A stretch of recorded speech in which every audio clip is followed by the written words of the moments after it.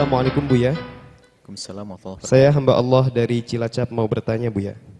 Kalau orang yang mempunyai pesugihan, apakah jika meninggal arwahnya jadi budak pesugihan tersebut Buya? Lalu bagaimana arwahnya di alam barzah? Mohon jawabannya. Terima kasih Buya. Definisi orang punya pesugihan adalah orang yang mempunyai kekayaan dengan cara berurusan dengan dunia sihir, dunia pedukunan. Sehingga datang ke sebuah tempat mempercayai tempat itu bisa memberikan kekayaan. Melalui petunjuk seorang dukun. Lalu dukunnya memberikan sesuatu, lalu dia berkata ini, dibantu oleh setan, dibantu oleh jin, dibantu oleh makhluk yang tidak terlihat. Ada saat-saat disebut dengan istilah tuyul, sesaat disebut dengan kera putih, sesaat disebut dengan nyiblorong, macam-macam.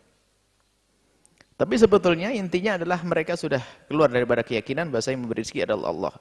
Tidak mencari rezeki dengan cara yang benar. Ada pergi ke gunung mana sana, ke sana, tapa beberapa hari hanya pengen kaya. Na'udzubillah. Sehingga sudah ada ikatan katanya. Ikatan perjanjian melalui perantaranya dukunnya, bahasanya nanti kalau memang sudah kaya, kalau mati kamu jadi budaknya. Apakah betul nanti? Yang jelas ini adalah keluar dari ibadah iman dan bahaya sekali. Kalau mencari kekayaan, kerja yang benar. Bukan mempercayai hal-hal yang semacam itu. Apakah mungkin orang yang semacam ini lalu mendapatkan kekayaan? Ya mungkin, namanya sihir kok. Karena ada zaman-zaman dahulu orang-orang punya sihir dan diberi oleh Allah kekayaan, tapi kekayaan menghantarkan kepada neraka. Bahkan kadang-kadang kadang orang gelap mata untuk mencari kekayaan semacam itu dengan cara gelap. Mencari pasangan agar orang lain mencintainya dengan cara urusan dengan perdukunan, naudzubillah. Hati-hati, keluar dari iman. Nah, bagaimana kalau seandainya orang yang sudah berurusan dengan dunia-dunia semacam itu, anggap saja dia sudah bergabung dengan persekutuan tersebut, persekutuan gelap ini, lalu dia dibantu, lalu bisa menjadi kaya. Apakah kalau mati akan jadi budak mereka, budak iblis-iblis itu? Jawabnya adalah tidak.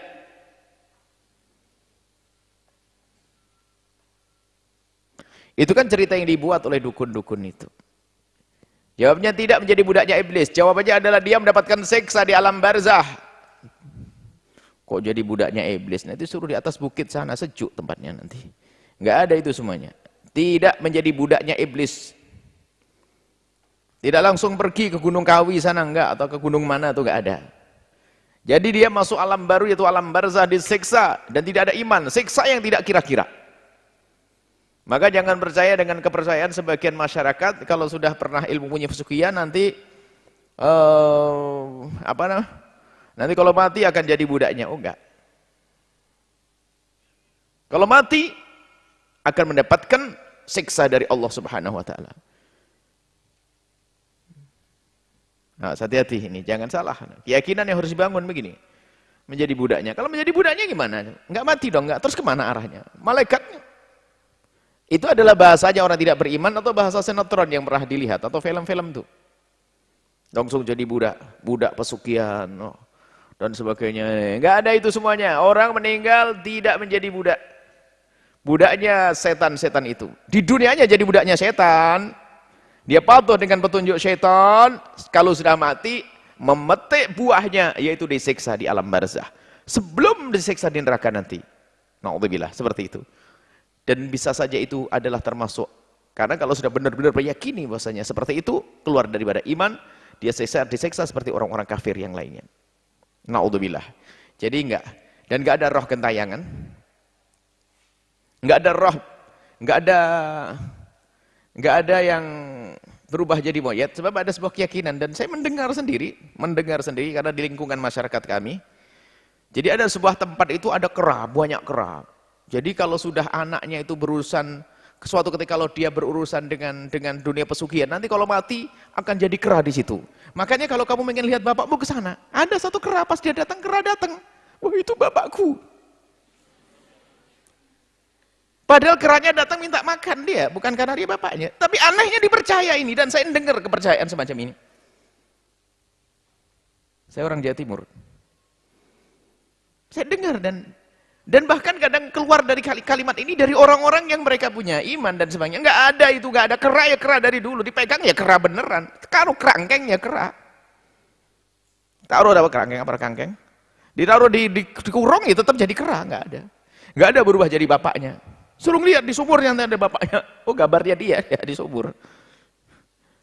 Dibohongi sama kancil. Harimau suruh lihat ini, ada gambarnya harimau. Oh, ada harimau di kubur. Bukan itu. Itu ilmu pedukunan. Enggak ada. Jadi kalau orang meninggal dunia punya urusan dengan perbuatannya tadi. Urusan dengan Allah. Tidak akan menjadi kera. Tidak akan menjadi budaknya mereka iblis, setan. Tidak. Tapi disiksa. Maka takutlah kepada Allah. Ingin kaya dengan cara yang benar. Berbisnis yang benar. Jual beli yang benar. Allah akan beri kekayaan. Dan ingat bahwasanya di dunia adalah sementara.